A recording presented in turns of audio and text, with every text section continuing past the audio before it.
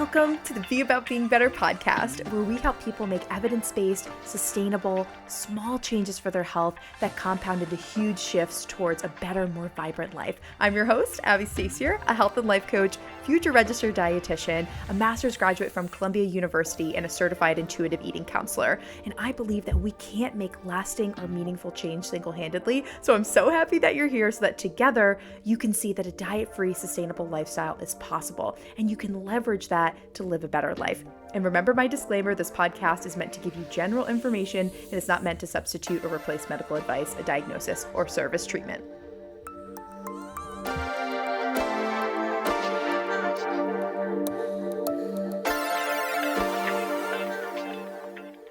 Hello, y'all. Welcome back to the Be About Being Better podcast. We're just going to dive right into it today. We're going to talk about how to bounce back from a breakup because I've mentioned it in a few episodes, but I haven't dove into the story yet. But we're going to be talking about my recent breakup. And I knew that I needed to talk about it soon because y'all have been wondering. I have been flooded with DMs like, hey, are y'all still together? Hey, haven't seen content with you and your boyfriend. What's going on with you two? Or like, I wasn't sure if you two had broken up or not because you seem really happy. You seem like you're thriving. So didn't know the situation. So I felt like I needed to come on and explain. But I was also waiting to come on and talk about this because I needed to process. I'm still processing. And, breakups in relationships, especially when you're dating someone, like, we were almost together for 2 years. So this takes a significant time to process. And so I'm still working through things, but I also wanted to wait to come on until I had some tangible lessons. We're all about tangible tips here at the Be About Being Better podcast. But I wanted something to be able to offer. Like, I know y'all want the tea, and we'll get into some of that, but I want to be able to offer you all something because I know that there are so many of you right now that are in a relationship that in your gut doesn't feel right. I know some of you just got out of a relationship and you're looking for, how do I work through that? Well, what do I do? And some of you have been following me since I went through my first breakup back in 2019, where I left. I was living in New Jersey with my ex at the time, and we were together for 5 years. So we broke up, and then that's when I moved to Manhattan, which that breakup story is an Instagram. I wasn't a live that I did, but it's on my Instagram. Like, you scroll back in my videos, it's around, I don't know exactly what month, but it's in 2019 or like very early 2020, like before the pandemic. Anyway, that story is there. When I moved to Manhattan, I feel like I dove right into the dating life. And I was in a new city. I had just started my master's program. I had never really had a traditional dating life because I was graduated from college and now I was single and I was on the apps and I made my profile and it was fun. And y'all know I shared all my crazy dating stories on Instagram, and it was such a fun time. It was wild. It was crazy. And I had so many fun stories and I had so much fun sharing those stories with y'all. But this breakup this season feels very different. I don't feel called to do that. I don't feel very motivated to get on any apps or do anything like that. And no shade to the apps. I mean, that's how I found my most recent ex. We met on Bumble. It's what it is. I mean, that's how you meet people nowadays. And that's also how you meet people in a global pandemic. Hello. So no shade to that, but this just feels like a different breakup. I just feel so called to turn inward and spend time with myself and just kind of keep my head down and like literally be in a cocoon. And I'm going to be honest, it feels so good. And the energy that y'all are sensing from me online, where you're like, she together? Is she single? She seems almost too happy if she just went through a breakup. It's like, I have peace that doesn't really make any sense, but I do have a very strong sense of peace right now. And I really like the environment that I'm in. So I've moved out. I'm in my new apartment and there's just a good energy here. And I think it's all coming from my pink velvet couch. It is just so me. It's so girly. Like I'm obsessed. I love it. Anyway, so I have very good energy in my apartment. And I think I have a strong sense of peace because over the last several years, since my first breakup back in 2019, like that was significant. I did not initiate that. That really came out of the blue. I really thought I was going to marry that person. That really threw me for a loop. Since then, and throughout the pandemic, I have gotten closer and closer to my faith. I've really embraced my spirituality, and I can trust that everything is happening for me, and everything is happening in perfect timing, and everything is happening on purpose.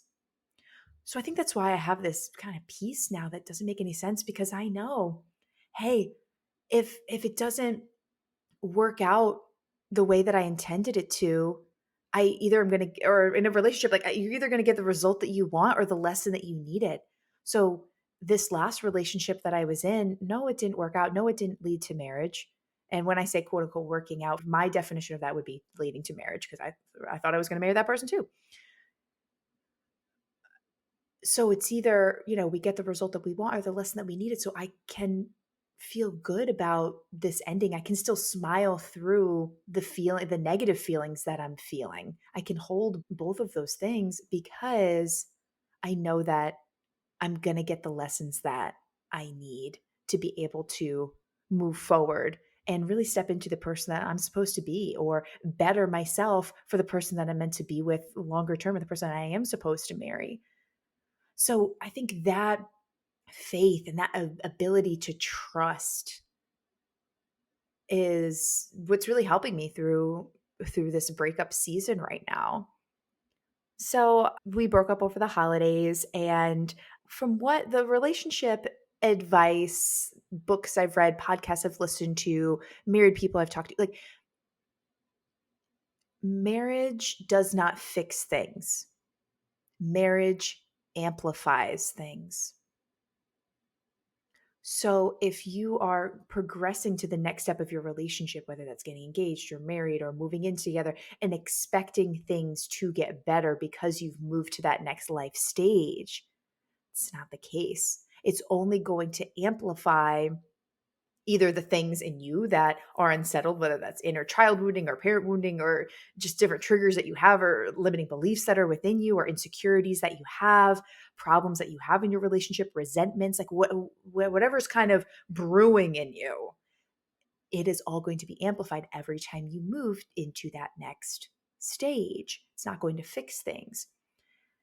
And dating can give you the data that you need in order to see, are we going to be successful in the next stage? And for me, I felt like I had enough data where I was willing to move in with this person and my now ex.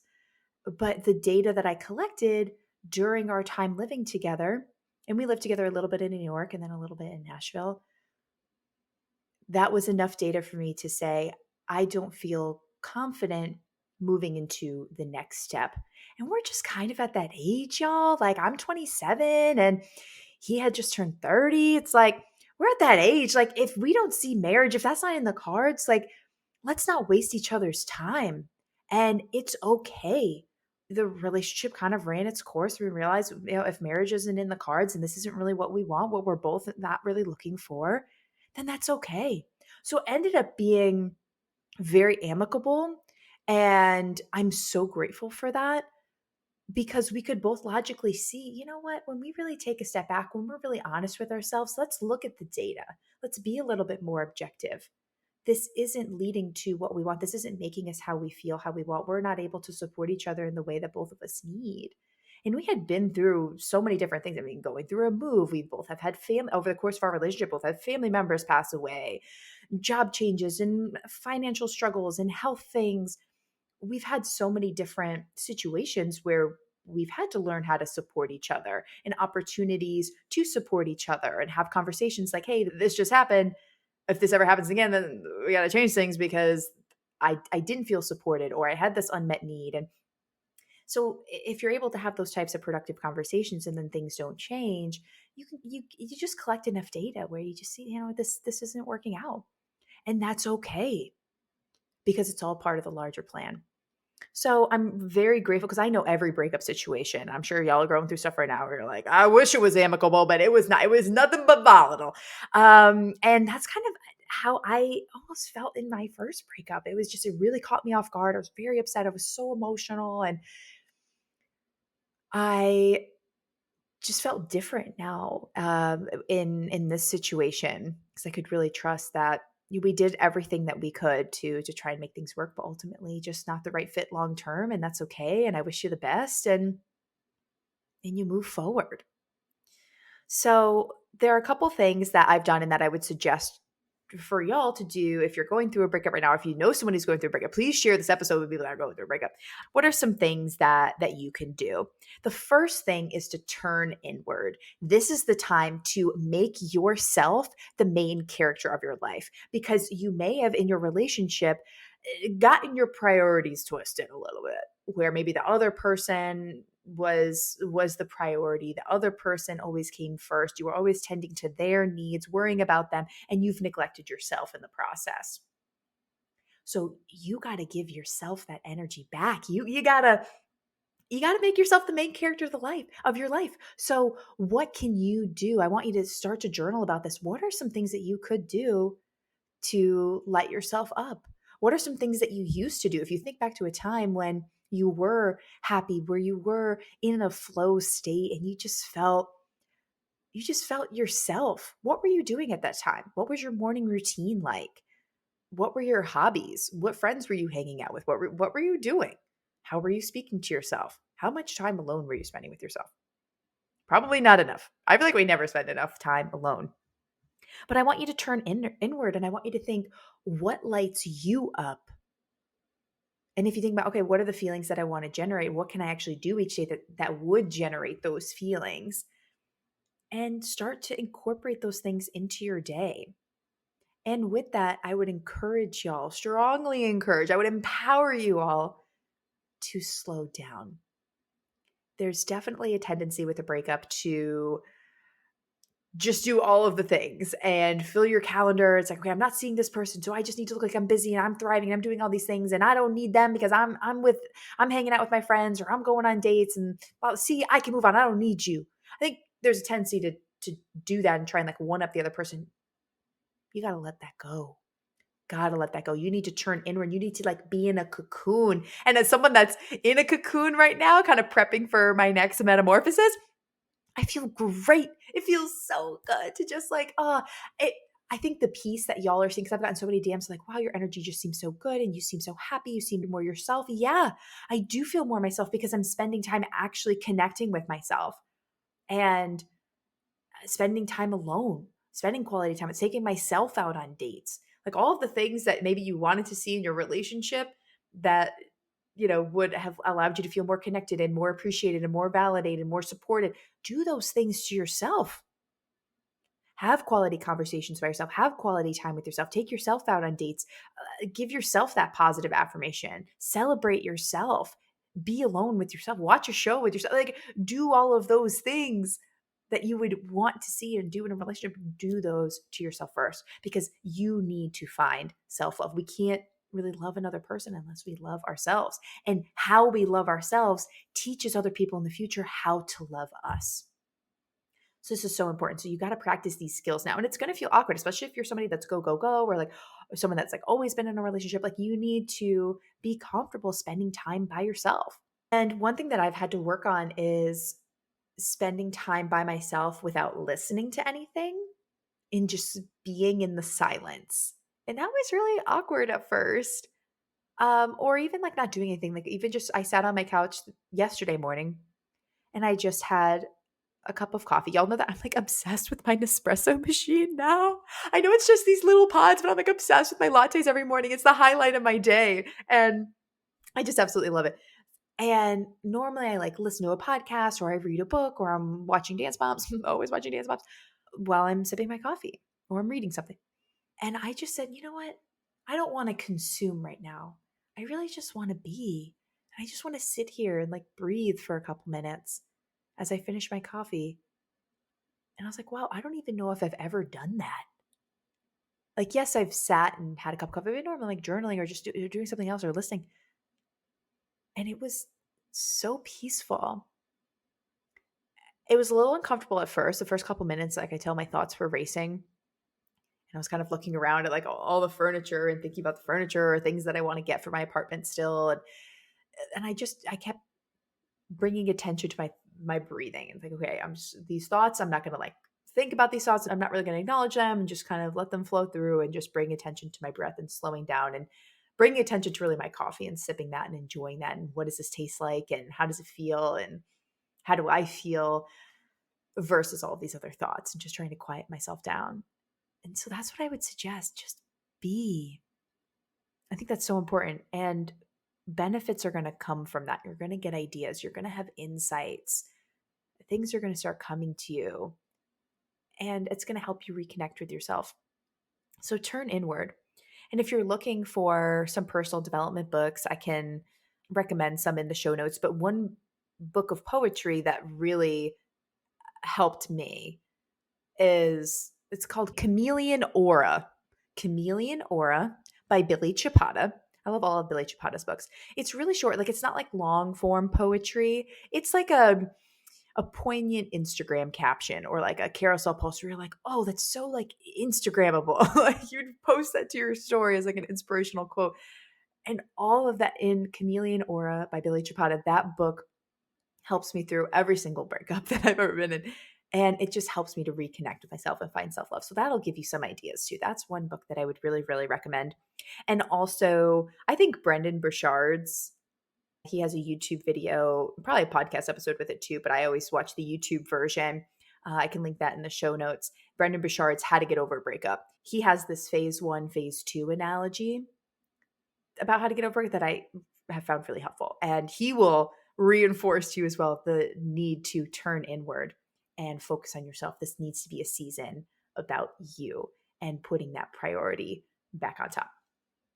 The next thing that I would suggest is that you got to foster friendships. I realized this after my first big breakup that I was like, wow, I was so consumed in that relationship that I had totally neglected like all of my friends. And I'm like, I feel like I don't have any friends. Like, yes, of course I had friends, but I was like, the friends that I have, I don't have relationships with the friends that I have that I would want.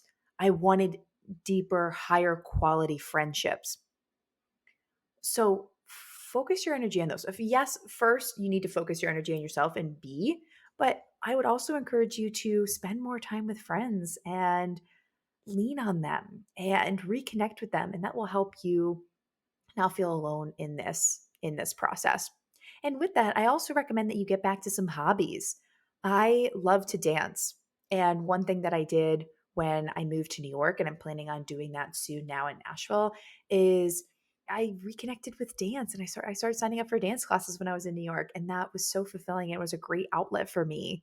And I just felt more myself getting back to my hobbies. So I've started to have my own dance parties here in my apartment, which is so great. I have a little trampoline and I just listen to really good music and that makes me feel really powerful. I can link up my Spotify playlist too. Like, let's bring those vibes. Just like have dance parties, like just reconnect, to get out of your head into your body, but also reconnect with your hobbies. Like, dance for me is such a great outlet and how I feel connected and how I can express myself.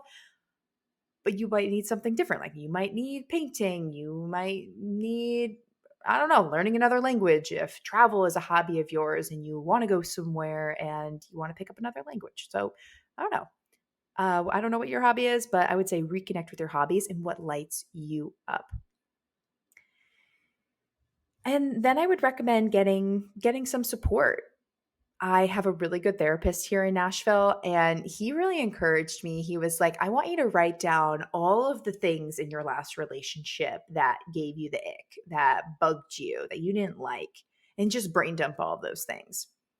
And I'm like, sir. And he's like, we'll go through them in our next session. And I was like, sir, I got a list of like 35 things. I'm like, oh, we're going to need more than one session. He's like, no, okay, we're going to take it one at a time.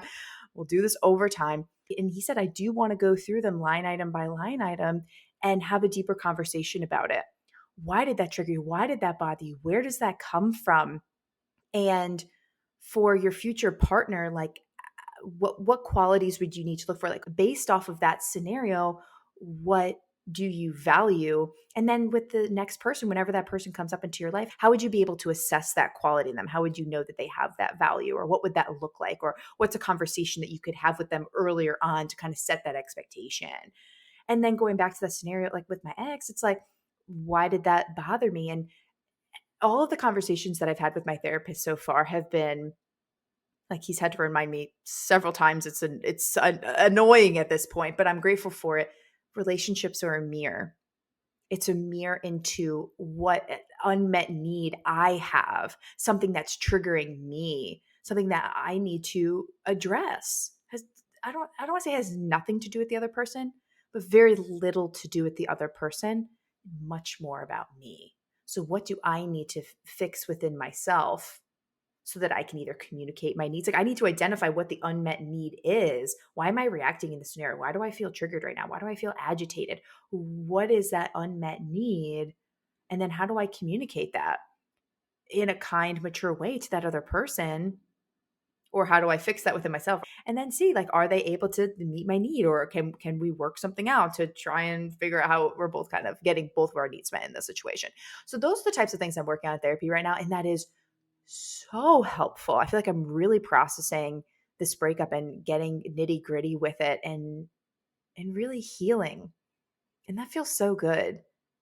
And it makes me not feel sad about the breakup because I'm able to really extract these lessons and I feel like I'm growing as a person and growing my like relationship IQ and also my emotional IQ. I think I'm just like really healing a lot of like inner child trauma and things like that. And so I recommend therapy. I really do. I think it's what we need because relationships really are a mirror into what we're missing or what we need within ourselves. And we need to step up and fill those voids and not look to external things, not look to our relationships or external people to try and fill those voids. We have to fill those by ourselves first.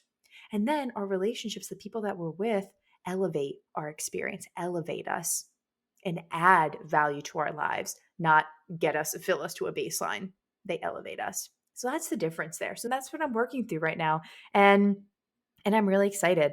So I just hope that as you're listening to this, and if you're going through a breakup too, that you remember and you're able to trust that everything is happening for you and it's happening in perfect timing. And for me, where I sit with my faith, that's God's timing and his timing is perfect. And I was actually at church this morning and this sermon inspired me to do this podcast episode now. And I felt like, okay, I'm actually really ready to talk about this and to do a podcast episode talking about my breakup because of this sermon. And we're going into a 14-week series, so long, at my church, but the series is called Like Lemonade, How to Have a Refreshing Faith in a Thirsty World. That's kind of the tagline. And I'm like, okay, Pastor, I see you trying to be like, with the millennials. But he talked about today kind of setting the stage for the series. And the series is all about like finding your purpose. And he talked about how life gives you lemons and then we make lemonade. We know this saying. It's been said to us many, many times, something we're very familiar with. But we get upset when we get those lemons and what really is required of that before we get the lemonade. And if we're so focused on the end result, the vision for our lives that we have, hitting the goals, having the perfect house, having the perfect marriage, like if we hold so tightly to this end vision, all of the things in our daily lives that lead up to that won't make sense and we'll discredit it and we'll discard it because we're like, oh, well, this doesn't look like my end result. I, in my little pea-sized brain, don't think that this is going to morph into this end result that I want. That seems like it's taking me in a different direction. This doesn't seem like it's benefiting me. So I'm not going to value that. I'm not going to appreciate that. So we end up discrediting these things where we need to realize, no. Do you realize the complexity of lemonade? It's sour, it's sweet, it's tart, it's refreshing, it's so satisfying. Like it has a pretty complex flavor profile, lemonade. And that's because lemons are sour. It's not all just sugar. Yes, there's sugar to make it sweet, but lemons are also sour. So when we're given lemons and that's sour, we shouldn't discredit it. So when sour things are happening in our lives, where we're in a season that's sour, don't discredit it and smile through it because you know, oh, this is part of the lemonade. And a lemon tree comes from the dirt. So when we have seeds for that tree that are in the dirt, there are some seasons where we're like, I'm in the dirt. Like nobody can see me. Like nobody knows my idea. Nobody knows my brand. Nobody knows I exist. Like, and it's like, okay, but you're in the ground building roots. No, no one can see you yet. But the key word is yet. You are going to bloom into something magnificent, but you're growing right now. You're building your foundation. You're building the roots. Be patient. Wait. So don't stress about being in the dirt right now. Don't stress about being unseen. So when you're in your singleness right now and you're in your cocoon, yeah, it's okay to not be seen right now. You don't need to get in front of a bunch of single people right now to put yourself out there. You're growing. You're going to have that metamorphosis. You're going to blossom into a more mature person who's ready for that next relationship. And the person that you're going to be in the relationship with next is working on themselves right now and going through the life experiences they need to be ready for you. So don't discredit being in the dirt. Don't see it as a disadvantage or something you need to just work through really fast so that you can bloom. It's like, no, no, no. This is intentional. This is happening on purpose so that you can grow and develop into what you need that is eventually going to bloom the tree, make those lemons, and add to the lemonade. And lastly, with that tree analogy with the lemons, there are leaves on those trees, and those leaves are plucked so that we can get the lemons. And we get upset when things leave our lives, when people leave our lives. But those leaves need to go away. There are things in our lives that need to leave. And it doesn't make sense at the time, but we don't need to make it make sense. That's why I think it's so important to have belief in a higher power too, because you can just trust that, like I just trust that God has a plan for me and that everything's going to be okay. And I can't even like fathom the plan. I don't know what things are working or what the larger plan is, or how this instance or this scenario plays into the larger picture, but I just know it's playing into the larger picture and that's okay. So that's why you can smile through these scenarios of people leaving or you being in the dirt or having a sour season because it's all contributing to the lemonade. It's all going to be part of that complex flavor profile where some of it is sweet and some of it's sour. And that's an experience that a lot of people can relate to. Nobody's all sweet all the time. Nobody has a perfect life that's just great all the time. There's the sweet and the sour. And you don't appreciate the sweet, you don't appreciate the good in your life unless you've also had the sour. So that really hit me today. That was so if you're interested in hearing that story too, I can link that up in the show notes. We're going to have so much in the show notes, so many resources, but I just want to equip you all, whatever you need in your growth season, in your singleness season or your breakup season. Just know that I'm going through it with you. And if you have any resources or suggestions for me in our community, please like send them my way, send me on Instagram and we'll get those out to people. Thank you so much. I appreciate you listening. I appreciate you all being patient. Obviously, my posting has looked different. My enrollment for programs has looked a little different in this season as I've been moving and figuring myself out. But I feel really good now and I feel really hopeful for the future. So I appreciate the support and thank you for listening to this episode. And thank you for sharing this episode with other people in your life that may need it. See you soon.